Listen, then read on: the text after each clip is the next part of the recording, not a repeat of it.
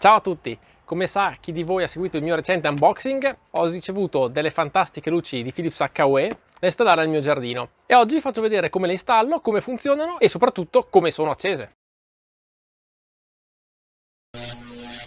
Ricapitolando quello che abbiamo già detto nell'unboxing, abbiamo 3 strisce LED da 5 metri, per un totale di 15 metri quindi, e 3 faretti, tutti di Philips HUE, quindi tutti da connettere in Zigbee al bridge di HUE che sta in casa ovviamente, e poi che io connetterò anche a Samsung SmartThings per la parte delle automazioni. Bando alle ciance, iniziamo! Dunque anche questa volta partiamo dalle strisce LED, eccole qua, una, due e la terza è qui davanti. Io ho montato gli alimentatori ai loro connettori, vi faccio vedere. Ecco qua, quindi striscia LED, questo è il controller, attacco impermeabile e alimentatore. La prima cosa che è interessante notare e che è importante sapere anche è che ogni striscia ha il suo alimentatore con la sua spina, il che vuol dire che vi serviranno 3 spine, ma soprattutto che vi serviranno in 3 punti possibilmente diversi. Adesso quindi mi appresto a decidere come distribuirle e a decidere anche come collegarle alla corrente. Per quanto riguarda il distribuirle, come ho anticipato nell'unboxing, la mia intenzione è di seguire questa curva di mattoni di tufo che fa il giardino e che è lunga più o meno come le strisce che ho a disposizione. Questo mi permette intanto di avere le strisce in una posizione in cui non passo col tagliaerba e poi spero, ma lo verificherò con voi, che l'effetto estetico di notte sia molto bello perché la luce colorata si riflette sul bordo di tufo.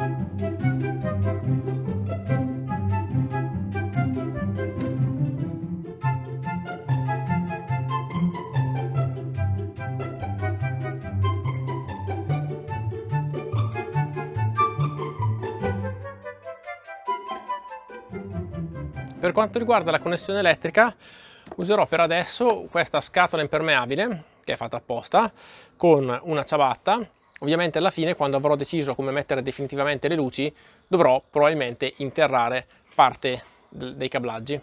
Adesso collego le 3 luci direttamente nella scatola. Ok, poi bisognerà fare un po' di ordine, ma adesso l'obiettivo ovviamente è avere qualcosa di funzionante.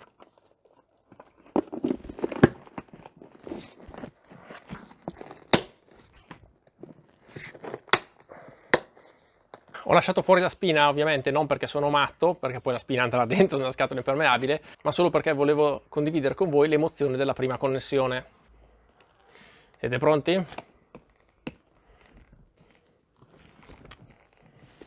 E luce fu. Bene, si sono accesi. L'effetto, come vedete, già con la luce, perché adesso sono le 5 del pomeriggio, quindi c'è ancora una luce piuttosto intensa, è già molto luminoso, cioè la striscia si vede decisamente. Immagino che voi nell'immagine la vediate fino in fondo a dove arriva. Inizio a essere già piuttosto soddisfatto. Adesso passiamo ai faretti e poi alla fine facciamo la connessione delle luci col bridge e iniziamo a giocare un po' con i colori. Eccoci qua con i faretti, vi rimando all'unboxing per i dettagli sui materiali. Quello che però ripeterò è che sono fatti sia i faretti che gli spilloni o pioli che dir si voglia e anche le prolunghe degli spilloni sono fatte tutte e 3 in materiale molto solido, in metallo zigrinato. Vi faccio dare un'occhiata. A differenza delle strisce LED, questi hanno degli accessori per collegarsi in serie. Eccoli qua. Vedete che il cavo principale entra da un lato, il cavo secondario che va direttamente al faretto esce e quello principale prosegue verso il prossimo faretto. Allora intanto monto i faretti con la loro alimentazione e poi vediamo dove posizionarli.